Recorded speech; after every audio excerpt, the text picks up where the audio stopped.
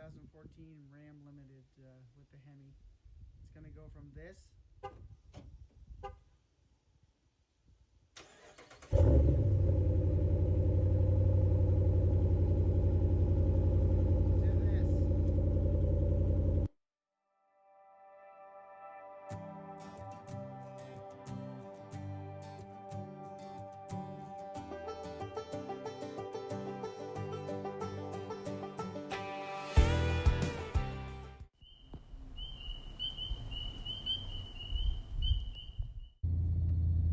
Well, good morning, guys. It's the last trip with the 2014 Ram. Hayden and I are going up to New Glasgow to pick up the new truck, 2025 Ram 1500 Rebel X. So it's the anniversary edition. So stay tuned and we'll show you the new truck. Well, we'll give her one more roast down the off ramp here. Listen to the Hemi.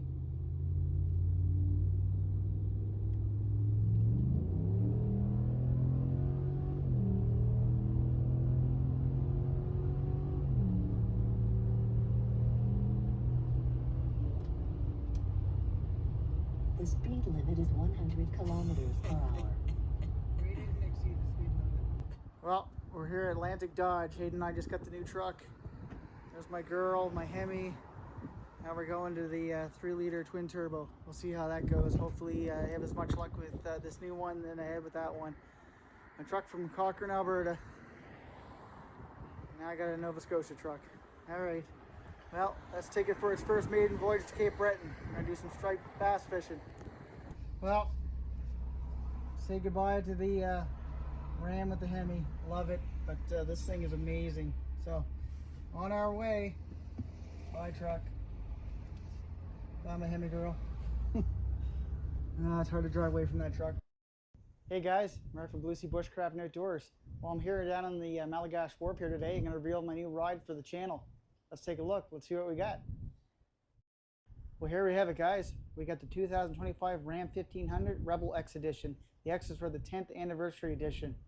It's got the 3-liter straight 6 twin turbo. You're asking why I traded a Hemi in for this? Well, my Hemi was 11 years old. It was a 2014 Ram 1500 Limited. It was just too much money going into it. I didn't want to get rid of it. I wanted to keep it, but it just needed a lot of upgrades. And anyway, I found this one. I love it. I love the color of it. It's fitting for my channel, obviously. It's blue. It's got a new engine in it.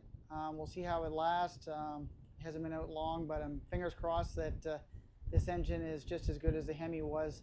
It's got actually more horsepower and more torque than the Hemi does. And the fuel economy hasn't been that bad. And I've only put just shy of, or just over actually 2,000 kilometers on it. We'll take a closer look at it now.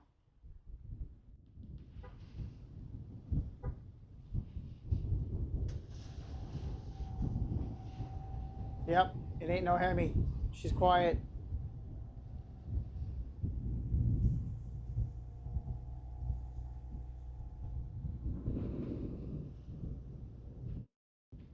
This truck has a lot of nice features. It actually has a 1-inch factory lift on it.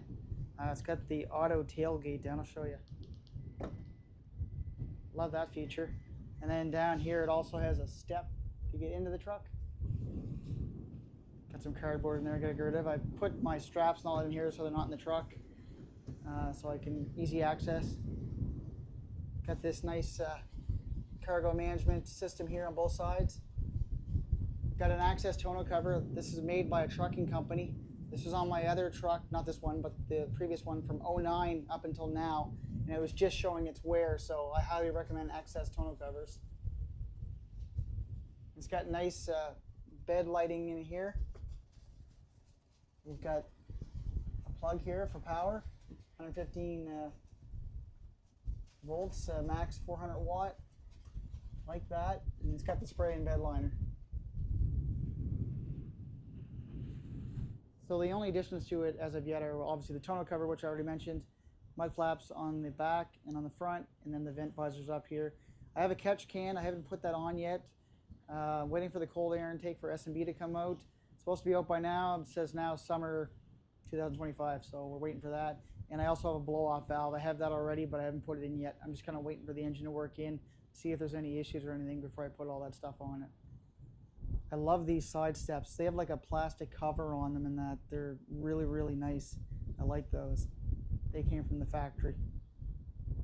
Let's pop the hood, see what this engine looks like. Definitely different than the Hemi.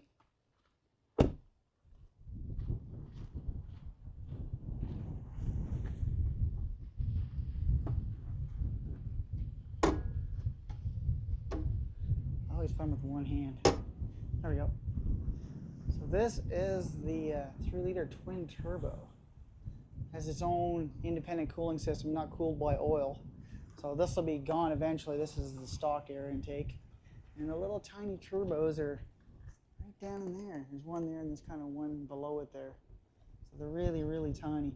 It has this little backup battery back here. I guess it runs the, supposedly the turbo to cool it off and stuff.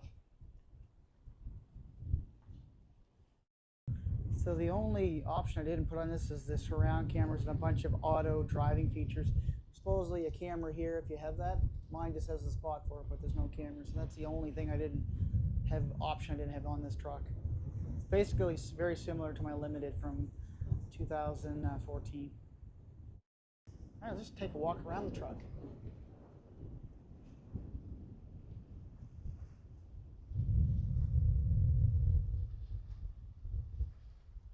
I really like these beefy tires. The rims are nice and protected there as well.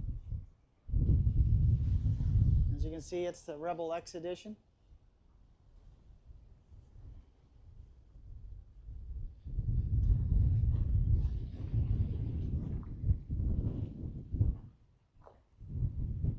So this truck has a nice Harman and Kardon system in it. It's crazy, sounds great. My Alpine was really good too, and this is just as good, if not better.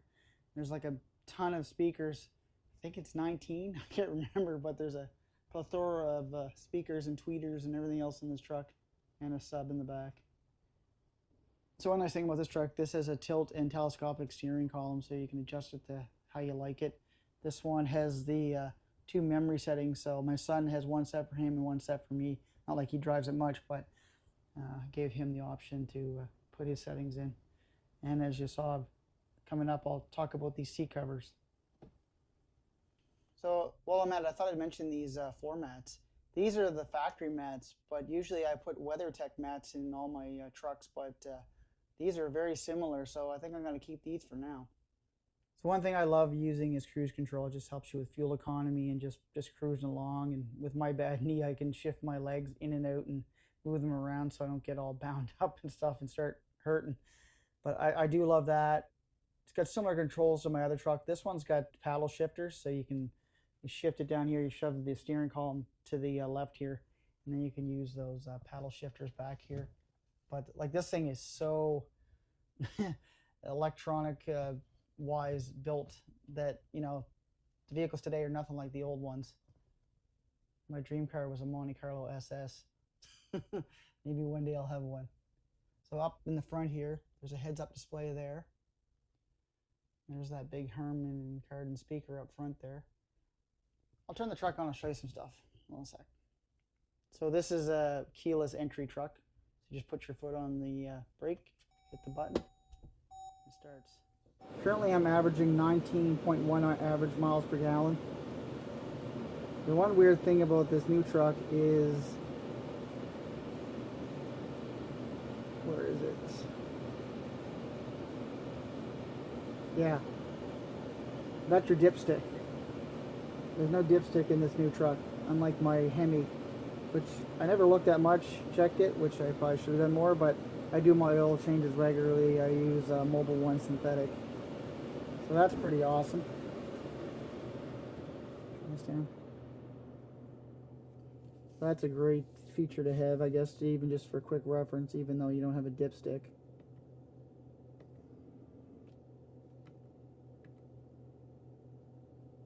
That's your typical gauge there. You speed in the middle, and then your typical tack and your speed.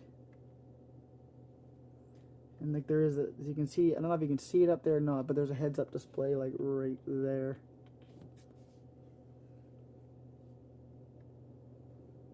It'll tell you what music you have.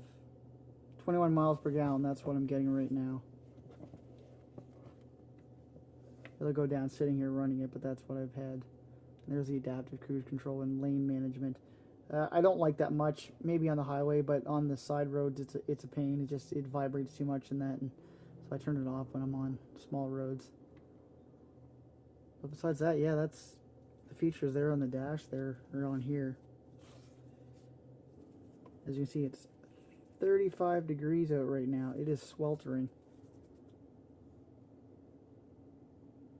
And this has the regular tank in it. My other truck had the 120 liter, I think, tank it was in that truck, but this one is a smaller one.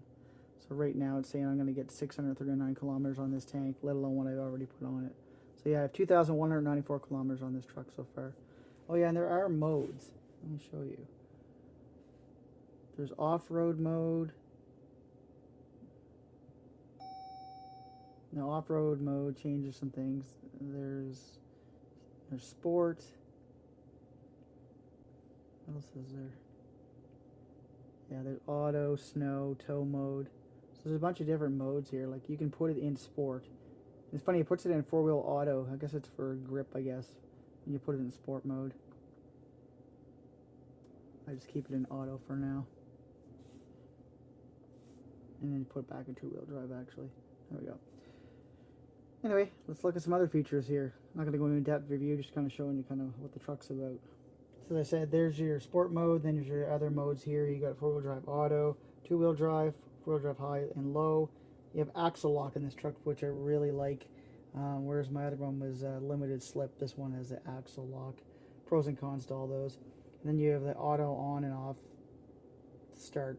I've only had that work a few times. If things are on, or like the air conditioning or it's heating, that doesn't come on right away. So that's only worked a few times so far. So it's not coming on and off as much as I guess I thought it might. Now this 14-inch display is just crazy. I like it so far. Some people had lag problems. I found it a little bit laggy in spots, but overall it's been pretty good so far. That's my CarPlay screen. I've got a couple iHunter and Onyx on here as well. They work. And the typical layout, if there's messages or phone or what have you, you connect. I mean, this thing is just nuts what you can do with this thing. There's so much on it. You got like media, and see, it is a little laggy there. Your comfort. This has got heated and cooled seats. Heated both front and back, and just cooled seats in the front. It looks a little weird, that red is not there. Back to the CarPlay, then vehicle. You can change all your functions, the lock stuff. Like I said, it's not a full review. You can go in and change tons of features on that. There is a Wi-Fi hotspot in this. You can see all the stuff here. You can hook up Alexa, CarPlay. There's like Bluetooth, like you name it, it's in here. Like there's all the stuff, heated steering wheel seats, everything, weather's in here. Like, see if that's up to date for today. You got Malagash Center, so that's why I'm in Malagash. 29 degrees right now. She hot. And of course you got your nav.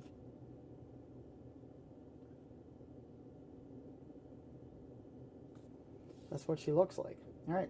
Like I said, oh, it has the towing option down here as well. So your plus and minus on the gain for the trailer for braking, and then your trailer brake control here.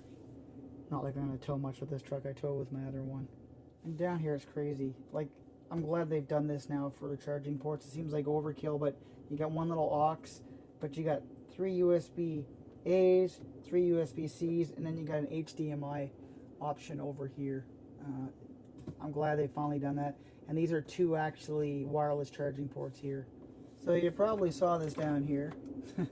This is the Elite CarVox 4.0. If I'm camping somewhere or something, or you know the kids want some entertainment, you can watch YouTube, all my Amazon Prime, Disney, any of those, Netflix, stuff like that. You can watch it using this. This thing is the bomb. Wasn't cheap, but just for those, you know, creature comforts. If you're stuck somewhere, you're waiting for your kid to come out of soccer or something, you can use this. And it also works over on this side screen here. Now, you don't use that obviously when you're driving. It's distracted driving, so you wouldn't use it then, but when you're sitting still, you can use it. this one here, I can't see it. So whoever's sitting on that side can watch stuff over there. They can send me a map directions over to here to me, and then I can just hit the button, and so they can do the navigation for you as well. Got nice cup holders here. This covers it over. And this one here with this package that's in it, you don't have the dial that I had up here. You actually have a shifter knob now. So I'm back to the old school shifter knob, which I kind of like it in a way. The knob wasn't very trucky, for better lack of terms. Did seem like you're in a truck, but I didn't mind it. But I do like having the gear shift knob back. Granted, I don't have the big tow mirrors on this truck like my other one, but I do like the fact that you can just hit the button here and your mirrors full. You've got your both auto up and down front and passenger windows. You have all the auto features here, which is great. You got, you can fold your mirrors in, you can adjust the left and right side, and the back are just up and down manually. And you can also lock the back windows if you got kids and that, you don't want them putting the window up and down, or if you got pets that keep hitting the buttons, they can shove the windows down as well. And obviously the lock and unlock. Up there you got your garage controls. You can control up to 3 different bays if you have them. Not me. Anyway, they have that option. And over here you've got your like passenger map lights. If you need help, you got SOS. And assist if you need help. You can take the tailgate down with this button if you like. And you've got this huge moonroof. Let's just see how open all the way up there. Thing is huge. Goes all the way back. It's massive. This ram was a little less storage than the other one because I have obviously the gear shift up here. But you have the top here. You can store some stuff in here. And down below you got this big I call it garbage can because you just throw all kinds of stuff in there. There's all these measurements up here. Down below you can't see it, but there's all the different generations of the RAM. And it's got a coin holder. I got some coins in there for my other one. Not like we ever use it. Oh yeah, I forgot to mention too, that's the remote for the Fire Stick. The Fire Stick can be used in that, and it'll play over on that screen up here. Pretty cool. One thing about the Ram trucks, they're always a nice layout. You got all these nice like pockets for drinks and stuff, and storing stuff in the doors. Just like the front's the same. Same nice floor mats in the back here.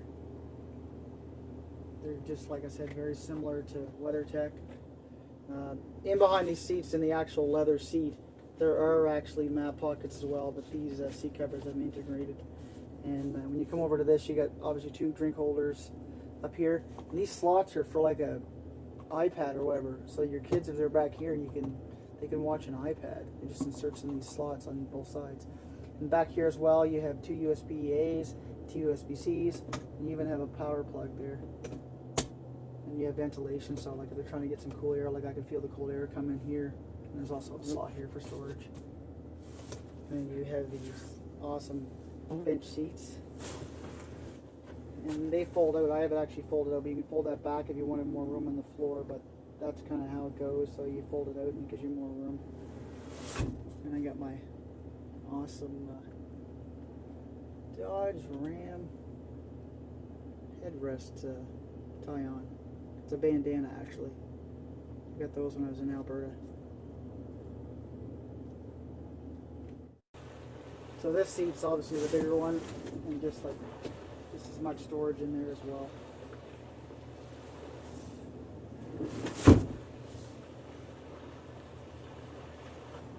And as you can see up there, there's all these speakers here. There's these lights up here and here that you can turn on and off for your people in the back.